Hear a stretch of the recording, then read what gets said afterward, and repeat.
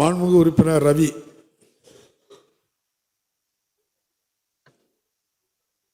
மாண்புமிகு பேரவைத் தலைவர் அவர்களே, கை தூக்கி கையே வலிக்குது பேரவைத் தலைவர்.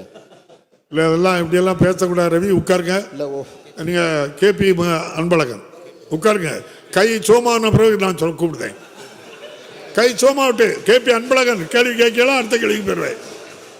உட்காருங்க. நான் அடுத்த கை சோமா விட்டு முதல்ல நீங்கள் கேபி அன்பழகன் கேள்வி கேட்கலாம், வேற ஆளுக்கு சொல்லணுமா? நான் அவை முன்னவர்.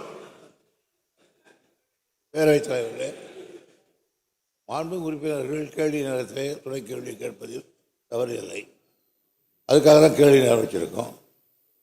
ஆனால் சில நேரங்களில் நீங்கள் எப்படி கொடுப்பீர்கள் என்று எனக்கு தெரியும். ஆங்காங்கு இருக்க இந்த கட்சிக்கு கேள்வி வருது.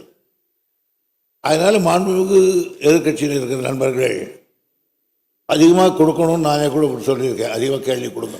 ஆனால் அதற்காக ஒவ்வொருவரும் உங்களை எழுந்து நின்று உங்களை நையாண்டி செய்வது இந்த மரபல்ல. இது சாதாரணமாக இருக்கலாம் நீங்கள், ஆனால் உட்கார்ந்து இருக்கிற இடம் மாண்பை காக்கிற இடம். எனவே அருள் கூர்ந்து நையாண்டி செய்யக்கூடாது. கேள்வி கேட்கலாம்.